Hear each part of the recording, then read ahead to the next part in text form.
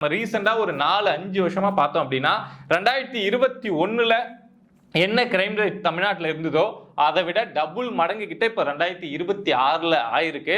அதுவும் இந்த போக்சோ கேசஸ்லாம் இருக்குல்ல, பெண் பிள்ளைகள் சிறு பிள்ளைகளுக்கு எதிரான இந்த போக்சோ கேசஸ்லாம் இருக்குல்ல, அதெல்லாம் 2021ல இருந்ததுக்கும் இப்ப இருந்ததுக்கும் பார்த்தோம் அப்படின்னா ஷாக் ஆகுது. என்னடா இது இவ்வளவு நடக்குதா அப்படிங்கிற மாதிரி ஷாக் ஆகுது. அதே மாதிரிதான் மர்டர் கேசஸும், அதே மாதிரிதான் ஆக்சிடென்ட்ஸும் 2021 கூட நம்ம கம்பேர் பண்றப்போ 2026ல அவ்வளவு அதிகமாயிருக்கு.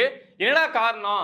ஏன்டா அமைதி பூங்கா அப்படின்னு பேர் வாங்கின தமிழ்நாடு ஏன்டா இப்படி வந்து ஒரு ஹெல் மாதிரி ஒரு நரகம் அப்படிங்கிற மாதிரி பேர் வாங்குது அப்படின்னு நம்ம கொஞ்சம் தேடி போய் பார்க்குறப்போ, டீப்பா பார்க்குறப்போ, ஏன்னா அந்த போஸ்டர் போட்டவங்க சும்மா போட்டிருக்க மாட்டாங்கல்ல, மனசுக்குள்ள உணர்ந்து தானே போட்டிருப்பாங்க. அப்படி பார்க்குறப்போ தமிழ்நாட்டில் நடந்துட்டு இருக்கக்கூடிய சட்ட ஒழுங்கு பிரச்சனை தான் ஒரு மனுஷனை, ஒரு சாமானிய மனுஷனை, ஒரு காமன் மேனை தமிழ்நாடு வந்து நரகம் அப்படின்னு சொல்ல வச்சிருக்கு. சரிப்பா, என்னப்பா அவ்வளவு சட்ட ஒழுங்கு பிரச்சனை நடந்துருச்சு அப்படின்னு நீங்க கேட்க மாட்டீங்க. உங்களுக்கே தெரியும் அது நடந்துட்டு தான் இருக்கு. நீங்க டெய்லியுமே நியூஸ்ல வந்து பார்த்துக்கிட்டு தான் இருப்பீங்க.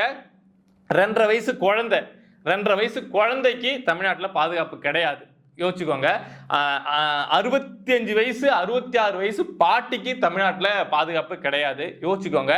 டீ கடையில உட்காந்து சும்மா ரிலாக்ஸா ஒரு கிராமத்துல டீ அப்படிங்கிறத குடிச்சிட்டு இருக்காங்க.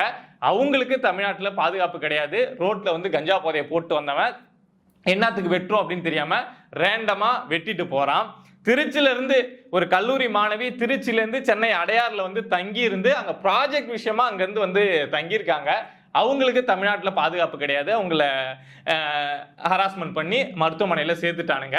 அதே மாதிரி ஓட்டேரி, மதுராந்தகம், இல்லை திருவண்ணாமலை, இல்லை சேலம் அப்படின்னு எங்க எடுத்துக்கிட்டாலும் ஒரு நாளைக்கு, அதாவது வைரல் ஆகக்கூடிய நியூஸ், நம்ம கிட்ட வந்து சேரக்கூடிய நியூஸ் மட்டுமே இந்த செக்ஷுவல் ஹராஸ்மெண்ட், இந்த மர்டர் கேஸ் மட்டுமே ஒரு நாளைக்கு 2, 3, 4 அப்படிங்கிறது கேள்விப்பட்டுக்கிட்டே இருக்கோம்.